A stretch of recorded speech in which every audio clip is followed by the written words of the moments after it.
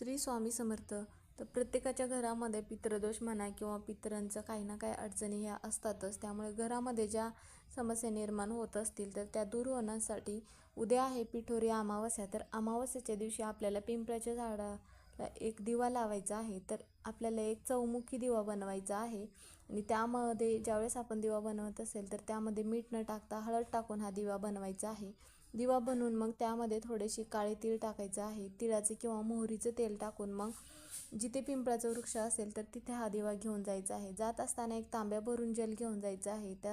त्या जलमध्ये आपल्याला थोडंसं गंगाजल टाकायचं आहे, थोडीशी साखर आणि थोडेसे काळे तीळ टाकून तो दिवा आणि एक जल तांब्या भरून घेऊन तिथे जायचं आहे आणि दिवा पिंपळाच्या वृक्षाखाली लावायचा आहे आणि जल पण पिंपळाच्या वृक्षाला अर्पण करायचं आहे. अर्पण करत असताना ओम पितृदेवताय नमः असा मंत्र म्हणायचा आहे आणि तुमच्या घरामध्ये ज्या अडचणी असतील त्या दूर होण्यासाठी प्रार्थना करायची आहे. नंतर मग पिंपळाच्या वृक्षाला 11 प्रदक्षिणा घालायच्या आहेत.